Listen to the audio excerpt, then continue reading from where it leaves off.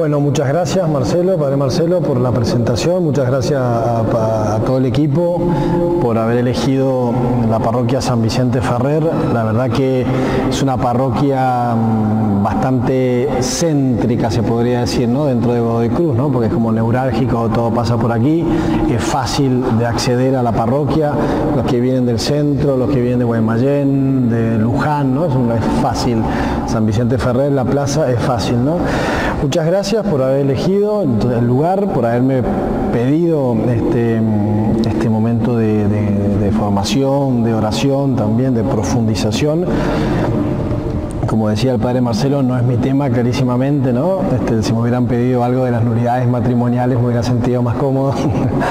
Pero la verdad que ha sido una muy linda experiencia poder rezar estas cosas que quisiera compartir con ustedes ahora, ¿no?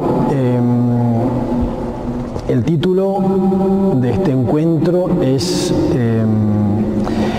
el seguimiento del Padre, ¿no? Así está titulado, y siempre como con el ejemplo, el testimonio de Pedro, el apóstol, ¿no?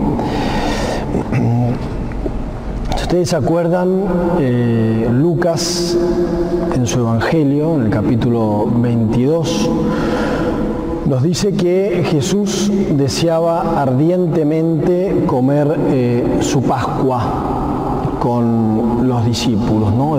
Ardientemente. A principio de año, en enero, me fui unos días de convivencia con un grupo de sacerdotes que compartimos la misma espiritualidad a Córdoba, y allí en unos días de convivencia, descanso y al mismo tiempo oración y encuentro entre nosotros, el sacerdote que todas las mañanas nos predicaba una meditación insistió mucho, ¿no?, en esto de ardientemente, de esto de Jesús que deseaba ardientemente comer la Pascua con sus discípulos, ¿no?, porque era algo importante, realmente muy importante. Esa Pascua era muy importante, ¿no? El Señor sabía lo que iba a suceder en esa cena y lo que iba a suceder después de la cena, ¿no? Y en esa cena Jesús iba a abrirles completamente su corazón, ¿no?, a los suyos, ¿no?, a los que Él había elegido, que eran sus íntimos amigos, ¿no? Ayer celebrábamos a uno de ellos, a Santiago. Y en esas horas, queridos hermanos, tan cargadas de afecto, tan cargadas de sentimientos, Jesús, repito, les abre el corazón de par en par, ¿no? Les revela todo lo que tenía para decirles, ¿no? Y esa cena la recordamos cada Jueves Santo, ¿no? Y recordamos, ¿no?, ¿se acuerdan los Jueves Santos? El Señor nos dejó como legado la Eucaristía, el sacerdocio ministerial y el mandamiento del amor o el mandamiento del servicio. Todos sabemos, ¿no?, que los evangelios sinópticos, Marcos, Mateo y Lucas, nos cuentan, nos relatan la institución de la Eucaristía, ¿no?, los gestos del Señor. Juan, en cambio, nos narra el lavatorio de los pies. Todo esto lo sabemos bien todos, ¿no? Nos cuenta el lavatorio de los pies y ese largo diálogo de Jesús con sus discípulos. La oración sacerdotal también. Es Juan el que más se detiene en este diálogo del Maestro con los apóstoles. Y en ese diálogo, si ustedes se acuerdan, es sorprendente la cantidad de veces que Jesús menciona al Padre. Un montón. Y si se acuerdan, la última cena, según nos la cuenta Juan, es Pedro el que comienza con las preguntas al Señor. Tú, Señor, me vas a lavar los pies, ¿no? ¿Se acuerdan? Y el Señor, pobre, ¿no?, con una paciencia infinita: Pedro, si no te lavo, no podés compartir mi suerte. bueno, está bien, entonces también la cabeza. No, Pedro, ¿no? Esa paciencia, ese diálogo del Señor con Pedro, que estamos todos un poquito ahí representados, ¿no? En ese diálogo, ¿se acuerdan? Inmediatamente después Pedro le dice a Juan, che, pregúntale, ¿no? Porque el Señor dice, se conmueve, uno de ustedes me va a entregar, y Pedro le dice,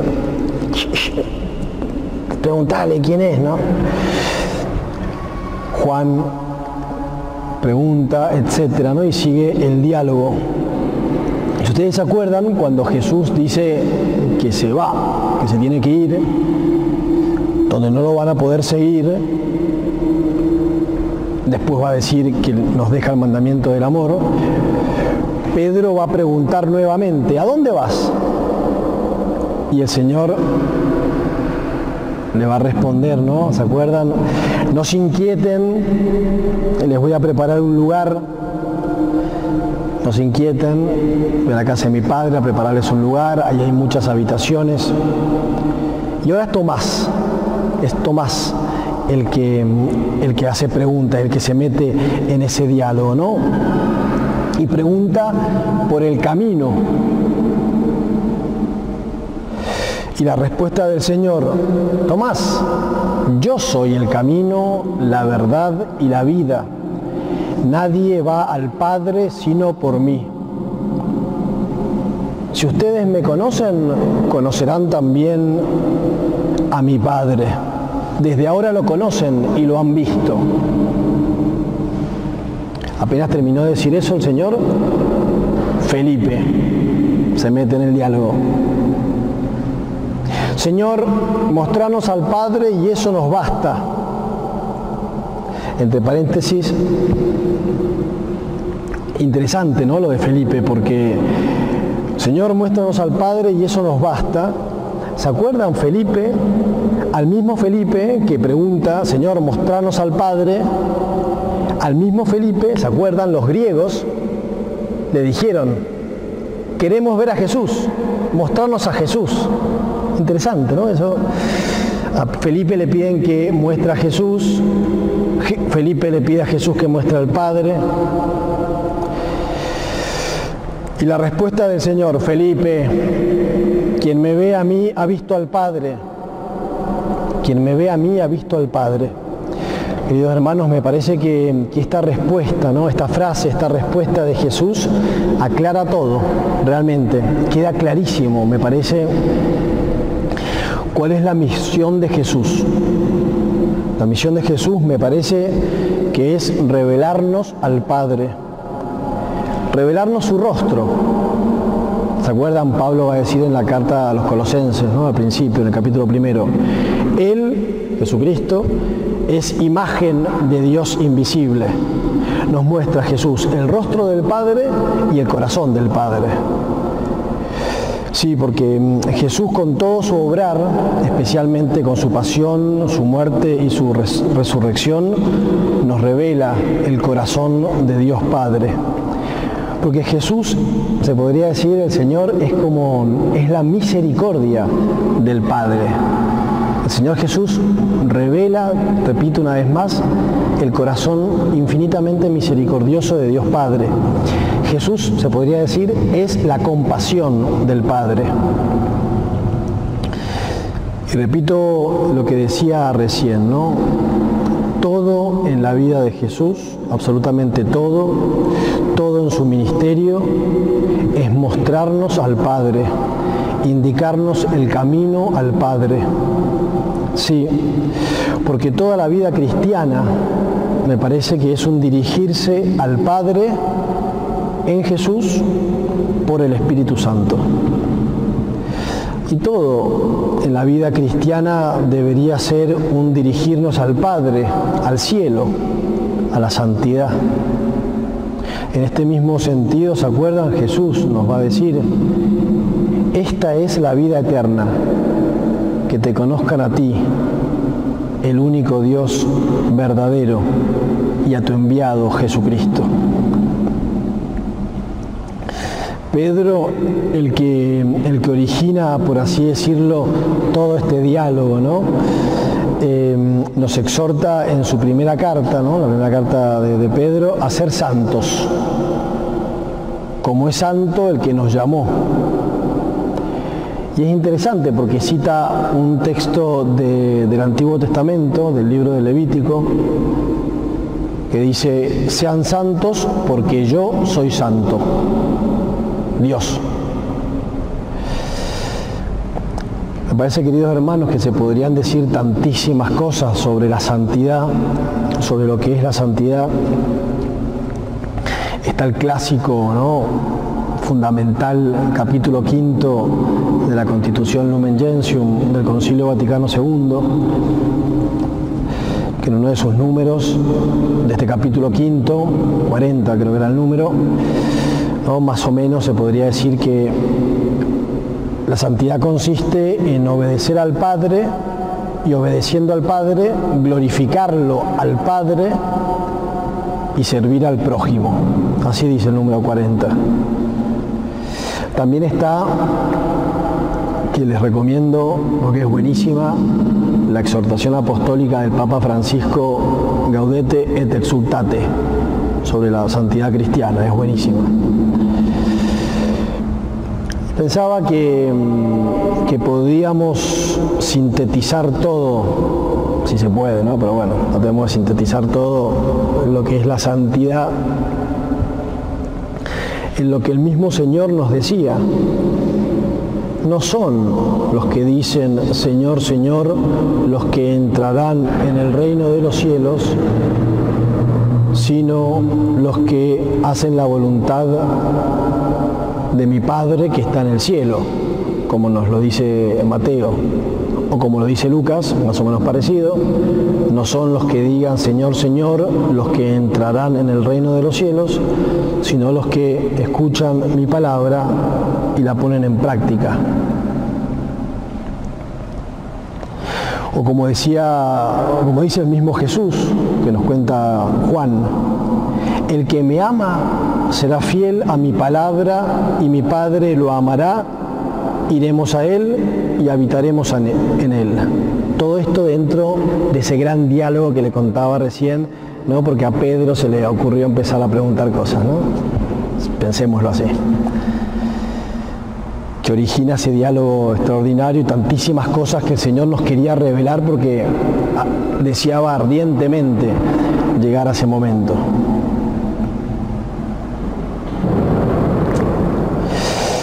O también están aquí estas otras palabras, ¿no? Dar frutos de santidad poniendo en práctica las palabras del Señor. Jesús mismo lo va a decir también en este mismo diálogo largo, apasionado. La gloria de mi Padre consiste en que ustedes den fruto abundante. La gloria de mi Padre. La gloria de mi Padre consiste en que ustedes den fruto abundante. Los que me conocen, Padre Marcelo, tanto, saben que soy un apasionado del Concilio Vaticano II, ¿no? Me considero un hijo del Concilio. Ha sido un gran don de Dios para la Iglesia el Concilio. Cuando decimos el Concilio, es el Concilio Vaticano II, no es Trento. El Concilio nuestro es el Vaticano II.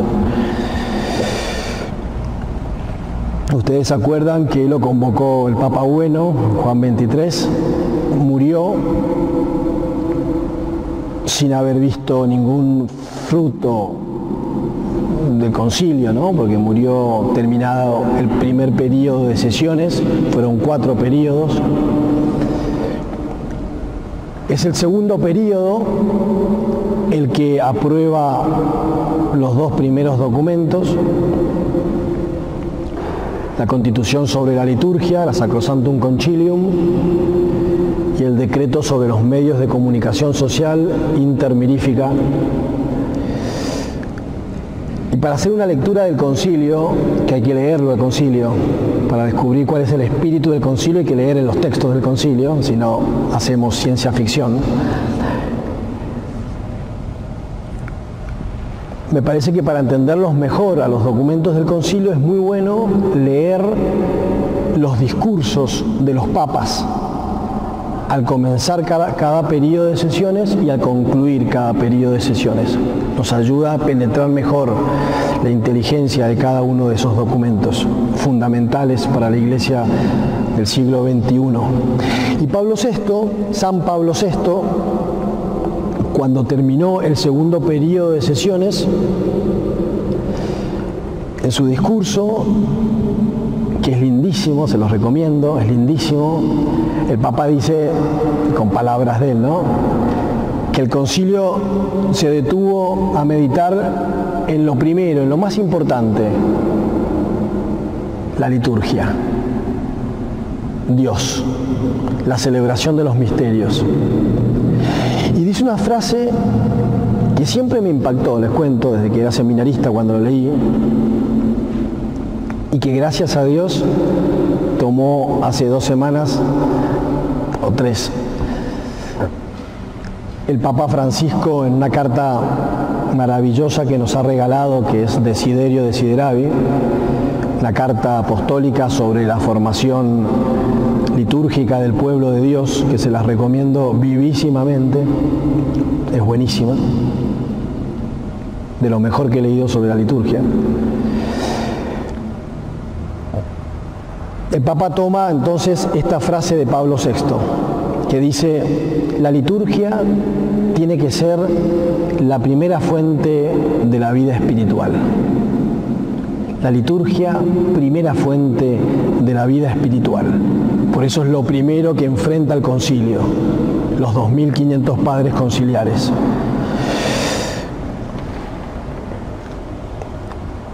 Y como decía, lo toma Francisco en esta carta tan linda, Desiderio Desideravi, que en latín quiere decir justamente: he deseado ardientemente comer esta Pascua con ustedes antes de mi pasión, como empezábamos nuestra reflexión, nuestra meditación, Lucas 22, he deseado ardientemente. Por eso, queridos hermanos, los invito a que pongamos un segundo nuestra mirada entonces en la liturgia. Toda la liturgia, toda la liturgia se dirige al Padre, a Dios Padre. El sacerdote actúa in persona Christi Capitis cuando celebra la liturgia. Celebra en la persona de Cristo y se dirige al Padre. Él pone también en sus labios las palabras de su esposa, la Iglesia, y hay un diálogo lindísimo, toda la liturgia, entre el Padre, el Hijo, la Iglesia, todo en el Espíritu Santo. Y veamos un segundo, espero no aburrirlos mucho, el misal.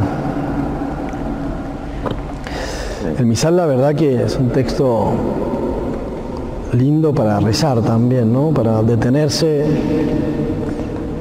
y meditar las oraciones que están en el misal.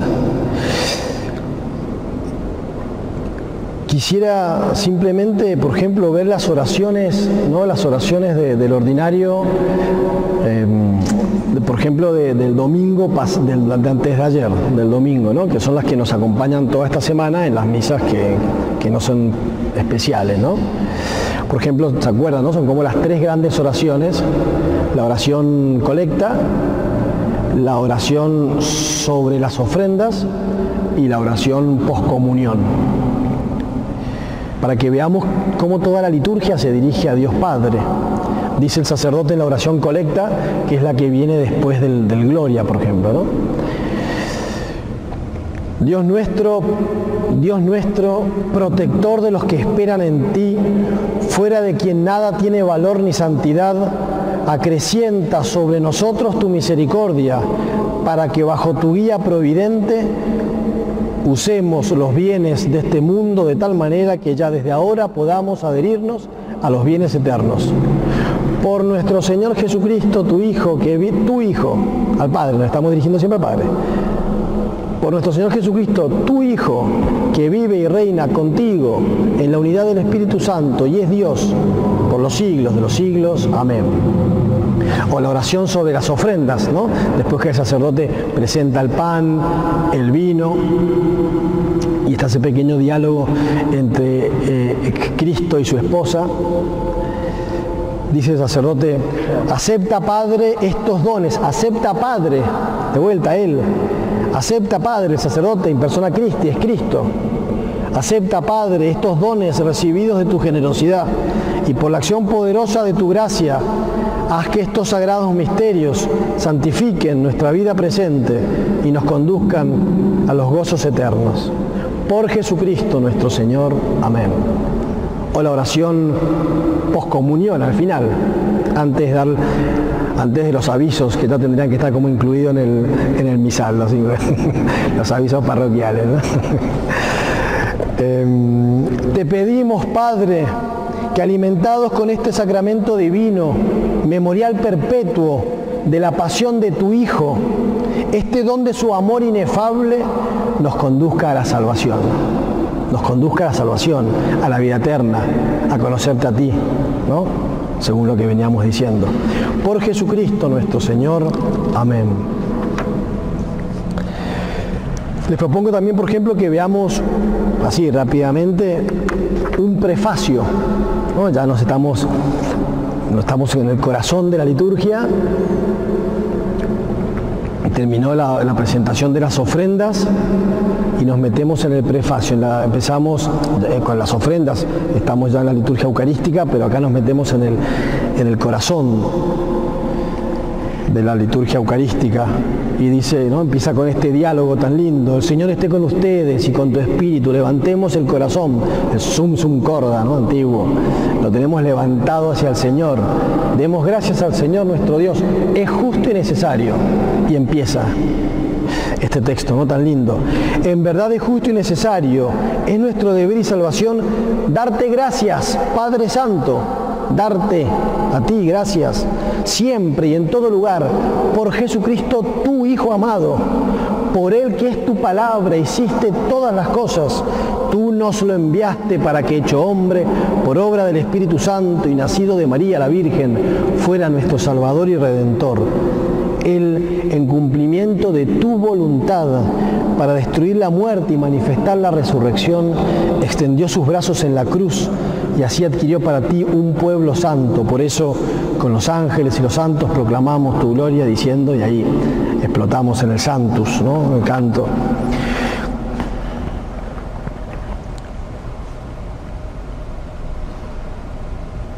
Pero después también hay otras partes dentro de la liturgia eucarística que ya se mezclan, ¿no? Y empieza este diálogo como tan lindo, porque ya no es exclusivamente que nos dirigimos al Padre, sino que también empieza un diálogo con el mismo Señor, Jesucristo, ¿no? Es lindo, por ejemplo, cuando hemos terminado, ¿no? Por Cristo, con Él y en Él, a ti, Dios Padre, la doxología, por Cristo, con Él y en Él, a ti, Dios Padre omnipotente, en la unidad del Espíritu Santo, todo honor y toda gloria por los siglos de los siglos. Amén. Y comenzamos con el rito de la comunión. El sacerdote invita al Pater, ¿no? Al Pater Noster, al rezo del Padre Nuestro. Inmediatamente después, ¿no? Viene ya el diálogo con Jesús mismo. Señor Jesucristo. Ya el cura ya no se dirige más al Padre, sino al mismo Señor que ya está en el altar. Señor Jesucristo, que dijiste a tus apóstoles, la paz les dejo, mi paz les doy, no tengas en cuenta nuestros pecados, sino la fe de tu iglesia. Y conforme a tu palabra, concédele la paz y la unidad. Tú, que vives y reinas por los siglos de los siglos. Amén. Es lindo los que vienen a celebrar misa aquí, ¿no? Y me ven en el antiguo rito. El sacerdote que celebraba Versus Deum, ¿no? En estos momentos, cuando estaba ya la hostia consagrada en la patena sobre el altar, todas estas oraciones las tenía que hacer mirando a la hostia. También el rezo del Padre Nuestro. Todo esto era mirando a la hostia. Que a mí me gusta, la verdad que lo he copiado, y desde que está el Señor presente en la Eucaristía, en el altar, ya es todo el tiempo mirándolo a Él, ¿no? Porque me acuerdo aquello de Felipe: quien me ve a mí, ve al Padre. Cuando uno contempla al Señor presente en la Eucaristía, lo ve realmente al Padre también, ¿no? Quien me ha visto a mí, ha visto al Padre. Y se ensarza todo lo del diálogo con los griegos. Señor, muéstranos a Jesús. Felipe, muéstranos a Jesús. Felipe, que le dice a Jesús, muéstranos al Padre. Cuando vemos la Eucaristía, lo vemos al Padre, ¿no? Toda la liturgia, ¿no?, se dirige al Padre. Toda la liturgia. Y quisiera resaltar, si ustedes me permiten, un aspecto. Tal vez, no sé, tal vez me estoy equivocando, pero puede ser como poco considerado, tal vez, pero pienso que es esencial. Tomo la plegaria eucarística número 3, está en todas, pero en la 3 me parece que está como más explícito, ¿no? Dice, ¿no?, después de la consagración, después de las palabras del Señor en la última cena: tomen y coman, tomen y beban, este es el misterio de la fe. Empieza ese diálogo tan lindo, y dice el sacerdote que Él nos transforme en ofrenda permanente. Es lindísima esa frase. Que Él nos transforme, el Espíritu Santo, ¿no? Porque el diálogo anterior es: dirige tu mirada sobre esta ofrenda, sobre la ofrenda de tu iglesia, y reconoce en ella la víctima por cuya inmolación, para que, fortalecidos con el cuerpo y la sangre de tu Hijo y llenos del Espíritu Santo, formemos en Cristo un solo cuerpo y un solo espíritu. Que Él nos transforme en ofrenda permanente. También lo dice, por ejemplo, con otras palabras, la plegaria número 2. Así, Padre, al celebrar ahora el memorial de la muerte y resurrección de tu Hijo, te ofrecemos el pan de vida y el cáliz de salvación, y te damos gracias porque nos haces dignos de servirte en tu presencia. O, por ejemplo, y lo último, la plegaria número 4. Dirige tu mirada sobre esta víctima que tú mismo has preparado a tu iglesia, y concede a cuantos compartimos este pan y este cáliz que, congregados en un solo cuerpo por el Espíritu Santo, seamos en Cristo víctima viva para alabanza de tu gloria. Qué lindo, ¿no? Porque le pedimos a Dios que podamos ser ofrenda permanente.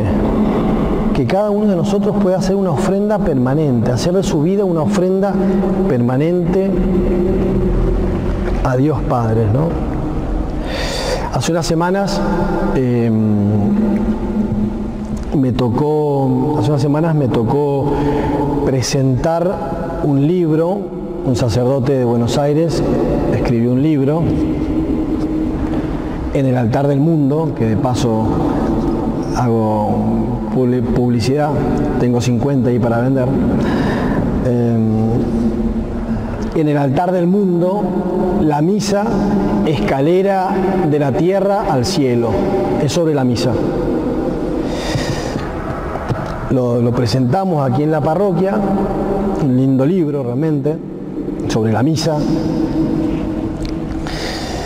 Está dividido en 3 partes, y la tercera parte, muy linda, tiene por título Hacer de mi día una misa. Hacer de mi día una misa. Me parece que, ¿no?, como que esa tercera parte, hacer de mi día una misa, como concentra, sintetiza, concreta esto, ¿no?, de uno hacerse ofrenda permanente al Padre, una víctima viva desde que se levanta hasta que se acuesta. Y me parece, ¿no?, que de eso se trata toda nuestra vida cristiana, todos los días. Hacer de la vida una misa, hacer de la vida una ofrenda al Padre. Dice San Pedro en la primera carta, ¿no? Bendito sea Dios, el Padre de nuestro Señor Jesucristo, que en su gran misericordia nos hizo renacer por la resurrección de Jesucristo a una esperanza viva, a una herencia incorruptible, incontaminada e imperecedera, que ustedes tienen reservada en el cielo, porque gracias a la fe, el poder de Dios los conserva para la salvación dispuesta a ser revelada en el momento final. Por eso, ustedes se regocijan a pesar de las diversas pruebas que deben sufrir momentáneamente. Así su fe, una vez puesta a prueba, será mucho más valiosa que el oro perecedero purificado por el fuego y se convertirá en motivo de alabanza. Se convertirá en motivo de alabanza al Padre. Ojalá que esta meditación nos pueda ayudar a todos nosotros a tomar conciencia que por Jesucristo, en el Espíritu Santo, nos dirigimos a Dios Padre. Bueno, muchas gracias.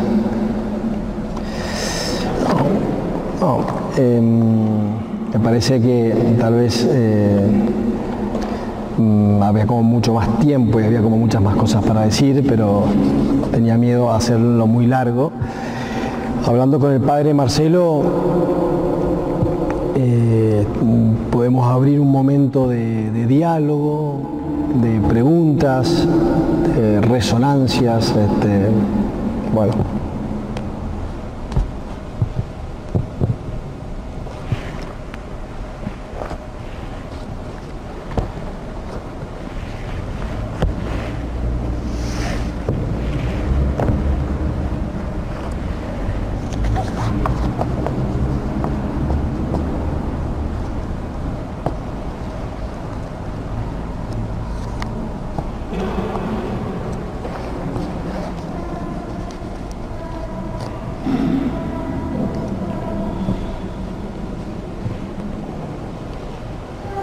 Bueno,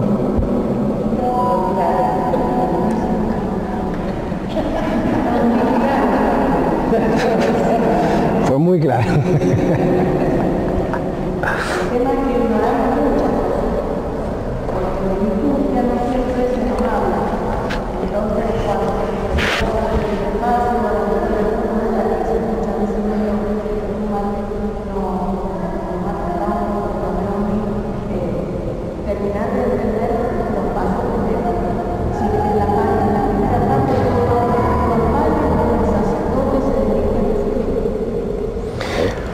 En el prefacio no, es siempre dirigido al Padre. De todas maneras habría que ver si son todos. Yo me refería a la parte que se dirige a Jesucristo, que nos dirigimos a nuestro Señor cuando está presente ya en el altar, cuando ya se ha consagrado la hostia, cuando la hostia ya está consagrada allí, ¿no? Señor Jesucristo, que dijiste a tus apóstoles, ¿no? Ahí el diálogo cambia, no es directamente al Padre, sino que es al Señor que está en el altar.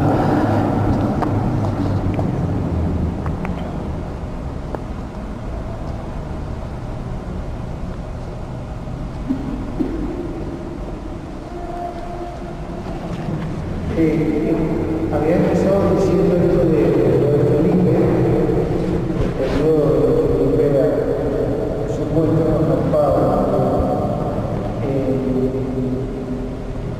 Como cristianos, ¿cómo podríamos encontrar en Jesús el rostro del Padre?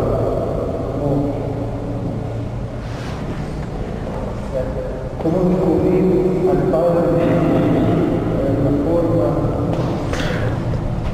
Muy buena pregunta. Me parece que también un poco de eso se trata, tal vez pueda ser como el gran desafío de la vida cristiana de cada uno, pero me parece que, como decía, Jesús nos revela el rostro del Padre y el corazón del Padre, ¿no? Me parece que aquello de los Hechos de los Apóstoles que cita el prefacio eucarístico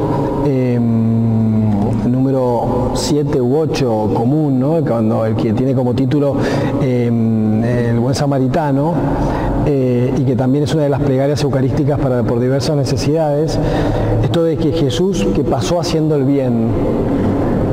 Me parece que Jesús en toda su vida encarnaba la voluntad del Padre.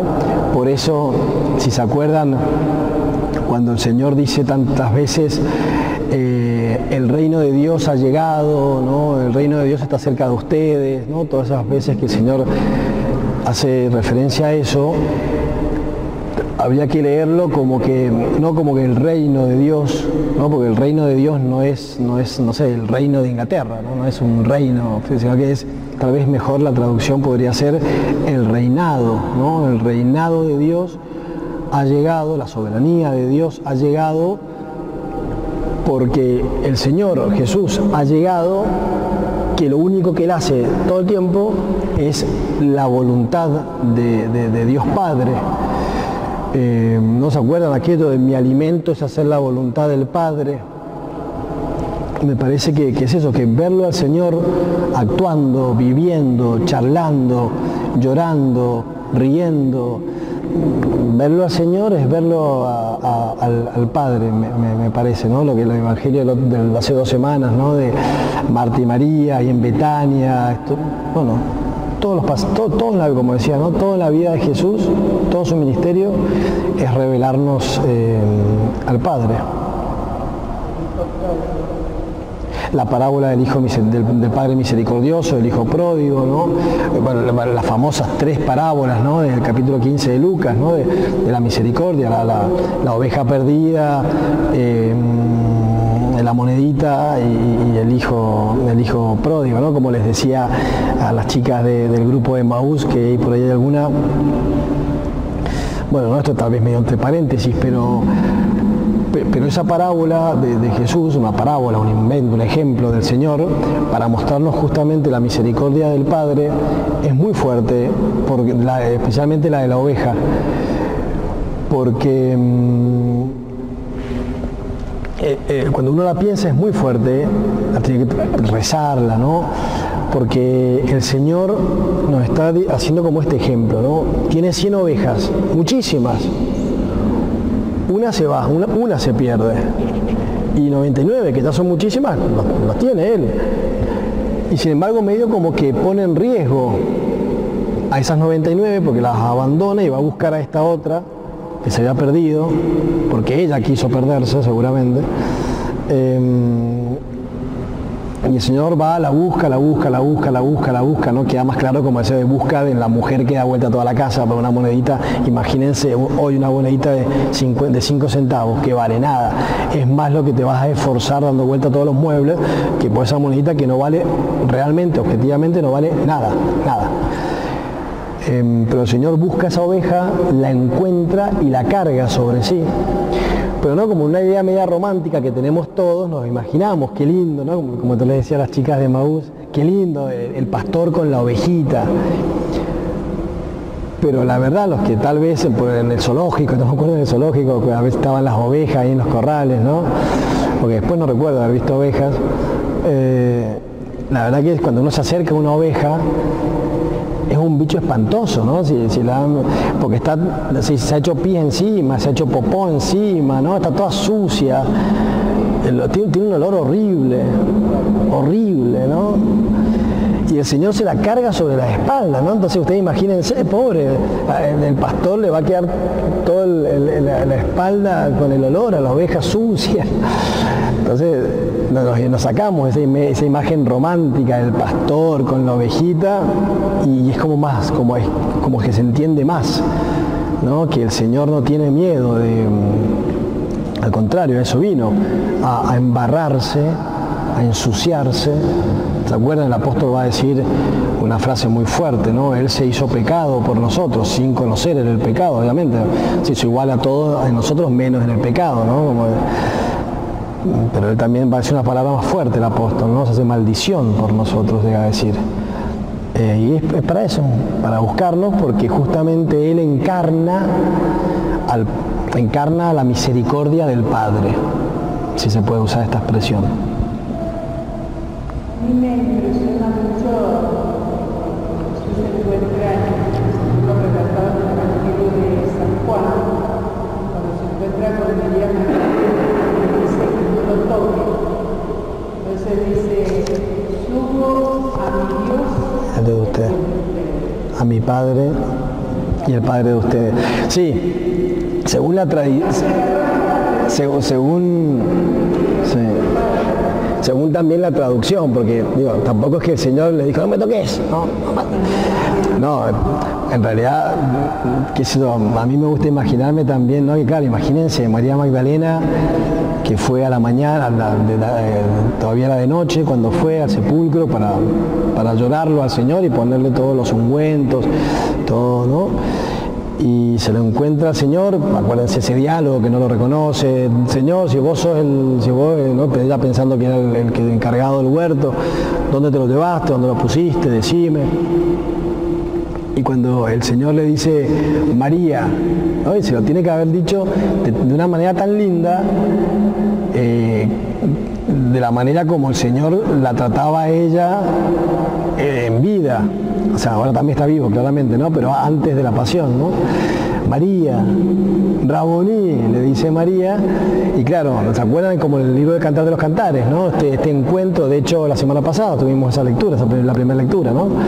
Que lo encuentra, ¿no? Se encuentran ahí en la huerta, le pregunta a los centinelas, dice el Cantar de los Cantares, ¿se acuerdan? Y María Magdalena, claro, es como casi como que se le largó para taclearlo al Señor, ¿no? Casi, ¿no? Para que no se le escape, ahora no te vas a escapar, ¿no? Entonces, sí lo tocó claramente, ¿no? Y no lo quería soltar porque María hizo lo que cualquiera de nosotros hubiera dicho, bueno, ahora no te me escapás, ¿no? Ahora ya está, te tengo para siempre. Y el Señor, María, dejame, tengo que ir a aparecer a los otros, ¿no? Andá a decirles, adelantate vos, ¿no? El prefacio fue lo del 22, ¿no? María Magdalena, apóstol de apóstoles, que gracias a Dios nos regaló el Papa Francisco, ¿no? Andá a decirle a mis hermanos, ¿no? Mi Dios, al Dios que subo, a mi Dios, al Dios de ustedes, pero también, que me había olvidado, o sea, tal vez no lo explicité. Pero es interesante porque el Señor Jesús, fundamentalmente en el capítulo, en este Juan, en este diálogo con ellos, al final creo del capítulo 17, es clarísimo que el Señor Jesús siempre, todos lo dirige a Dios Padre, nunca se presenta como a Él, ¿no? Como Él, es siempre por Él al Padre. ¿No? Yo soy el camino que conduce al Padre, lo decimos en el acto penitencial, ¿no? Tú que eres el camino que conduce al Padre, Señor, ten piedad. Pero siempre, ¿no? Como esa referencia de Jesús al Padre.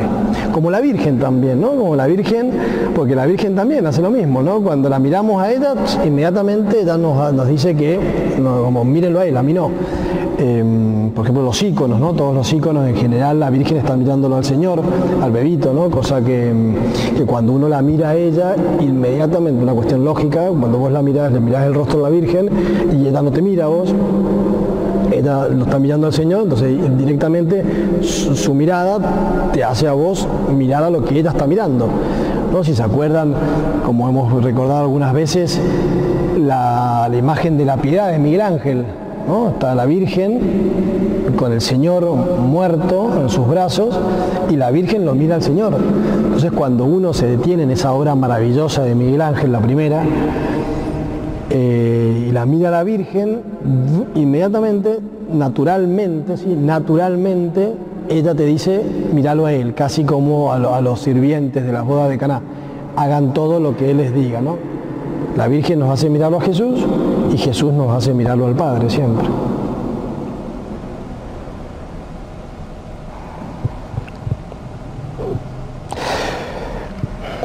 mí la verdad que, como les decía recién al principio, la verdad que fue todo, se podría decir que fue como un desafío también, ¿no? Y aprendí yo muchísimo, seguramente mucho más que lo que he podido transmitir en esta meditación, porque me ayudó a mí personalmente mucho a rezar y a tomar más conciencia de que todo es dirigido a Dios Padre.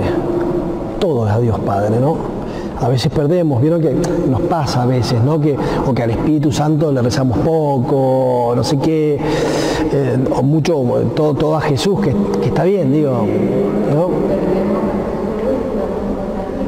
Pero al menos a mí personalmente me ayudó esta meditación, a preparar esta meditación, a tomar mucho conciencia de esto, ¿no? Y que el mismo Señor se encarga de manifestarlo todo el tiempo, ¿no? Que es a Él, es para el Padre, es todo al Padre, todo el Padre. Nos dirigimos al Padre, al cielo, hasta con el Padre, el Hijo y el Espíritu Santo, pero el Padre, ¿no? Como una presencia, tenerlo como una conciencia más clara de Dios Padre en nuestra vida, ¿no? Les recomiendo, que es lindo, un librito ya viejísimo, del Comité para el Jubileo del año 2000, ¿se acuerdan? Que prepararon distintos, cada año era al Padre, al Hijo, al Espíritu Santo, al Hijo y al Padre. Bueno, y la Conferencia Episcopal también sacó una cosita, un documentito. Creo que está bueno poder volver a leerlos y para crecer también en eso, ¿no? Tal vez sería como preparándonos para el jubileo del 25, ¿no? ¿Qué tal lo vamos a tener?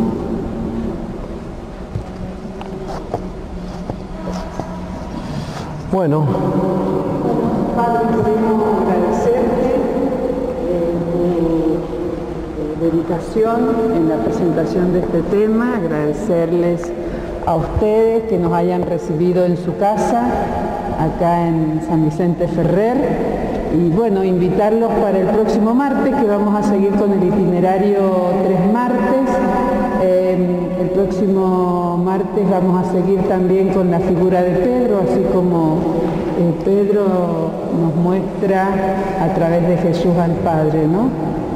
Y queremos también decirles que en el fondo, desde el Secretariado de Espiritualidad, agradecemos cualquier colaboración que nos puedan dar. Así que bueno, si Dios quiere, nos vemos el próximo martes. Muchas gracias. Muchas gracias a ustedes. Entonces el martes que viene va a estar el Padre Leonardo Di Carlo. Con el tema es sobre el amor fraterno. Bueno, muchas gracias a todos.